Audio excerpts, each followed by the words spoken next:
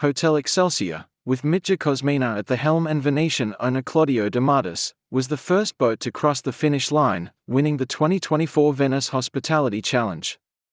The race, which traditionally takes place on the city course of the Serenissima, from the Rive di San Marco to the Canale della Giudecca, saw the 90-foot vessel from the Yacht Club Monfalcone, boasting a record of over 90 victories in the world's most important regattas, take the lead shortly after the start.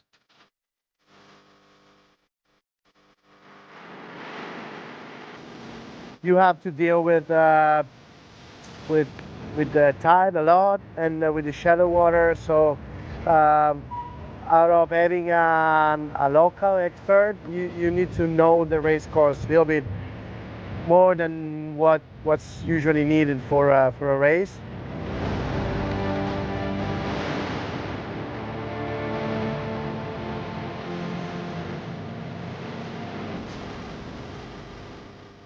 It's almost the 10th time that we come here to race against some of the most beautiful boats that are sailing in the Mediterranean Sea.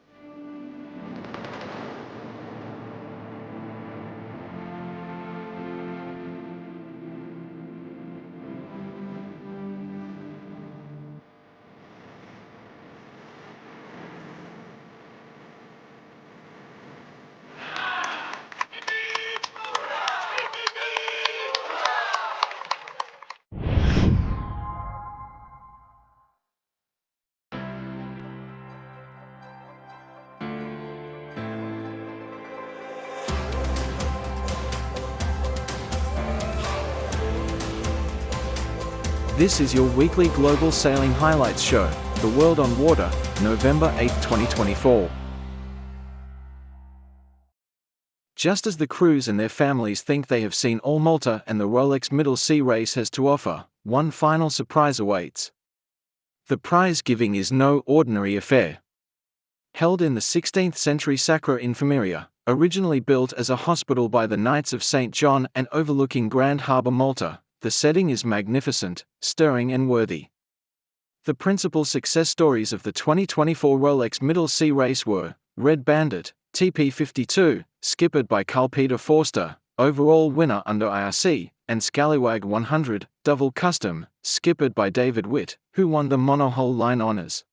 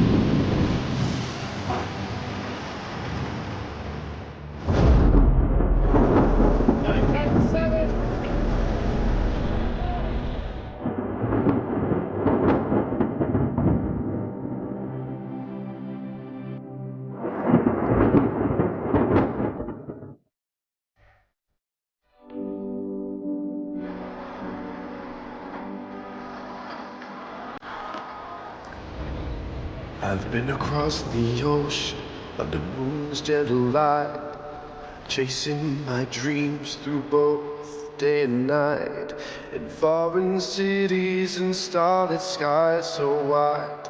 I've wandered and wandered with you by my side, through the rolling hills and the meadows green.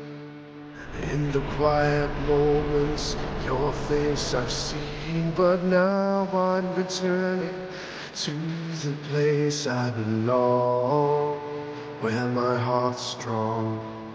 Oh, distant skies, in this journey I'll find my way home.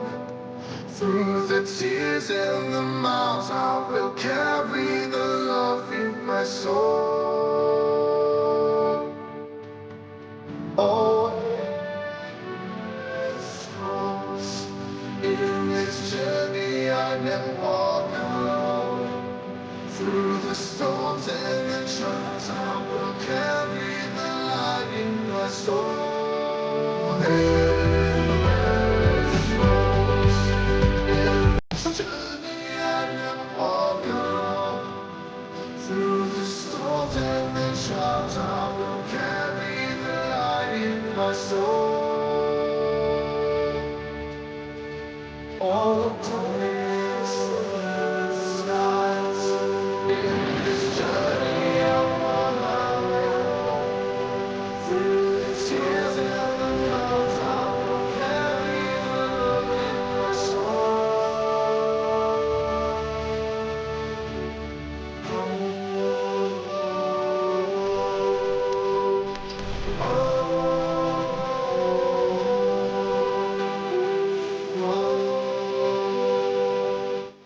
I'm just really proud of the team to come out for our first effort and get a result. It's just absolutely fantastic.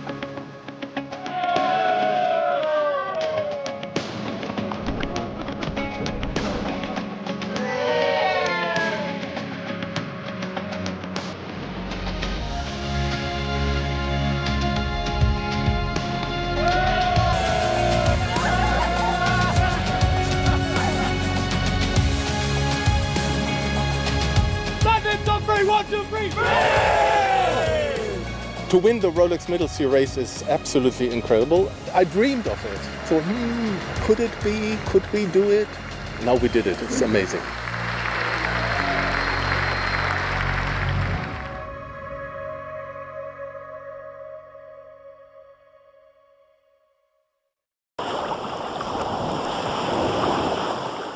Charlie Cumberley, from Britain, leads the OK Dinghy European Championship in Palma after the first 3 races were sailed on Thursday in Palma Bay. Luke Deegan, from New Zealand, is second, on equal points with Britain's Matt Howard. All three took a race win each.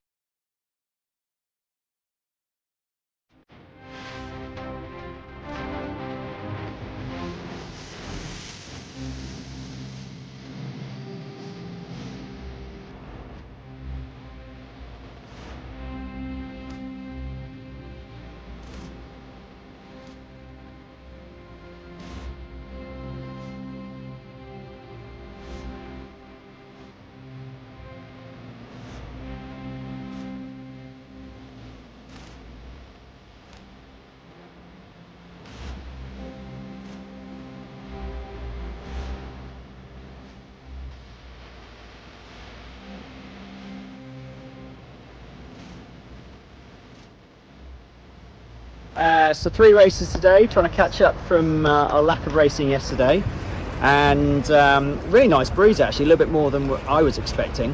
So hiking all day, which the legs are finding hard, but won the first race, kind of got away, and then there was a group fighting behind me which kind of kept them at bay, which was nice. So nice to start with a race win, and then got a third in the second race and a second in the third race. So actually, yeah, really pleased with that. And it was quite lucky because my compass decided to die on the way out.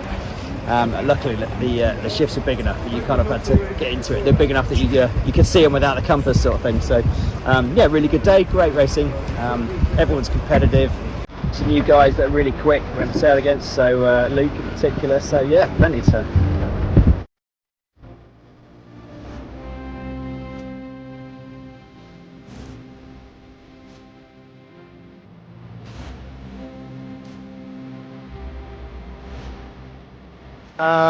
Really tricky day actually, northeasterly I think it was.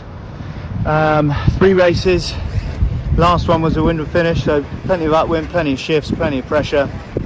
All ran really smoothly by the race committee actually, and only a couple of recalls and got it all in.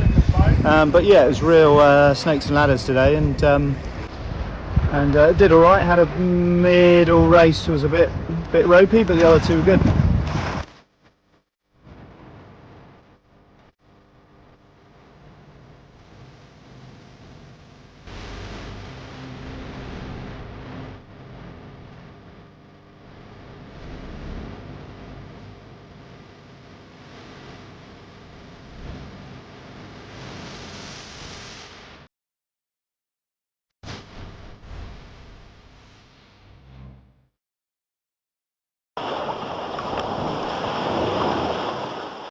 All of the action with more of the people who made this World Championship what it was. Get on board the signal boat for some starts and finishes, aboard the spectator boats and the J22 themselves as we watch the racing unfold on the water and participants enjoying America's sailing capital by night.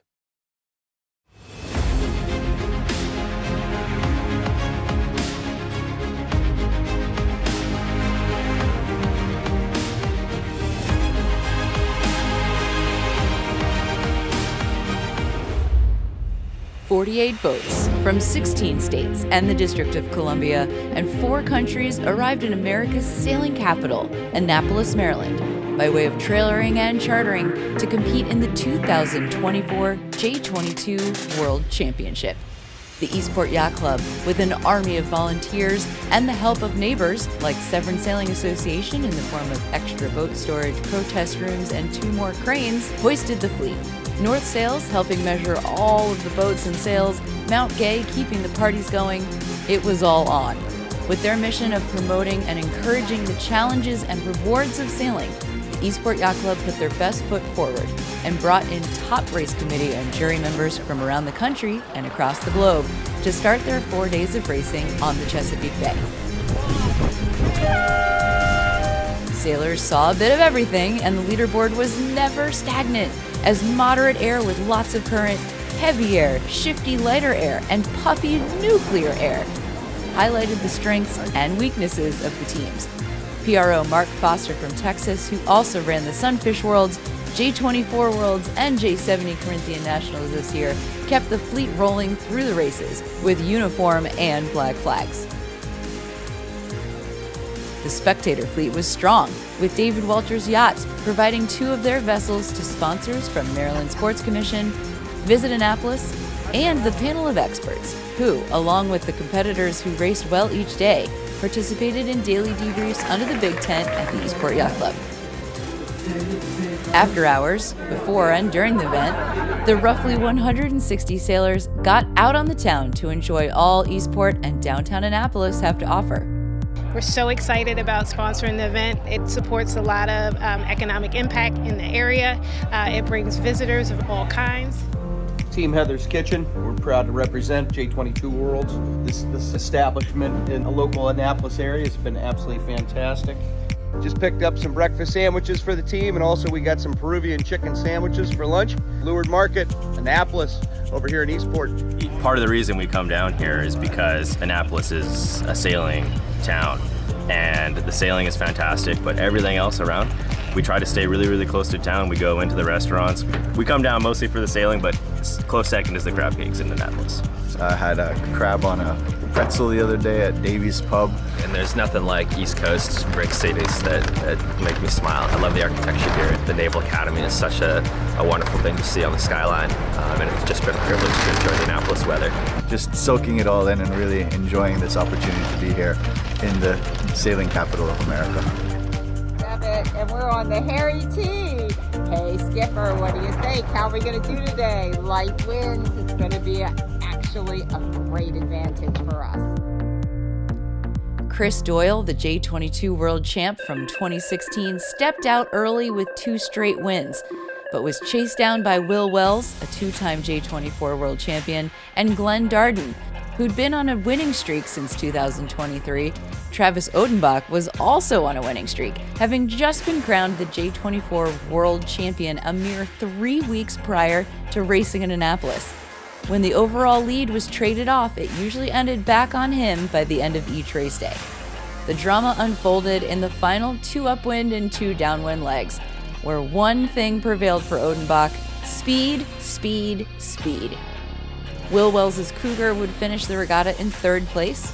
Glenn Darden's Baby Doll would score the final race win of the event to finish in 2nd overall.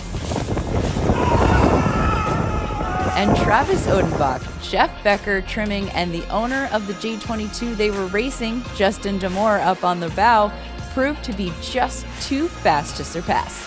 I'll thank my wife first for allowing me to do that, to sail 2. That's right. We won 2 worlds in 1 month, and I'm a little overwhelmed at this point with the feelings, but it's pretty awesome.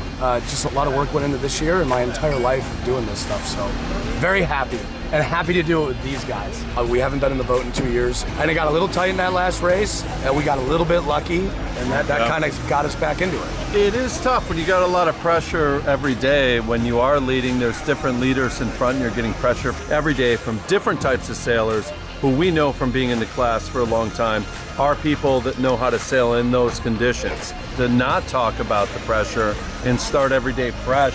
So I think that's what we do good as a team, and I think we definitely evolved another step in that this week. Congratulations to Travis Odenbach, not only for winning 2 different world championships on different boats on 2 separate coasts, but also for doing it with 2 entirely different crews.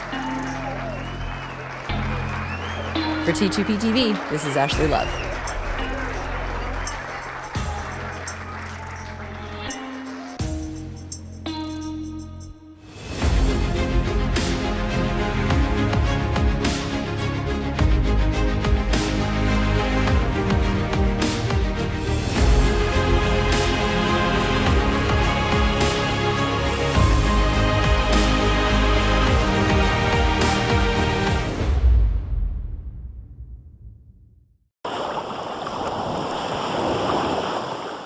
The next edition of the French Vende Globe solo, unassisted, round-the-world race starts next Sunday, November 10th. One of the female skippers has released a video of how the sailors feel, react, and expect as they sail around the world. The race requires skippers to face innumerable challenges entirely alone. Expect some dramas to with emerge both in the boat next and 3 skipper months descending of this, to the hardest increasingly sporting depleted event in the states world. of exhaustion over the course of the race. They are tested and pushed to the brink of failure over and over again because Mother Nature has no favourites. Though the race is concerned ostensibly with the sport of sailing, at its core it is about surviving as a human being. Having to find solutions and the strength to fight through hard times is something we will all encounter at various points in our lives. Over the 3 months it takes competitors to do a lap of the globe, they must maintain not only the high speeds of their vessels, but also the positive attitude that will enable them to cope with physical and emotional isolation, sleep deprivation, fear, anxiety, and endless problem solving. These challenges are common to all humans in all walks of life, and they are what underlies this uniquely tough mental and physical trial.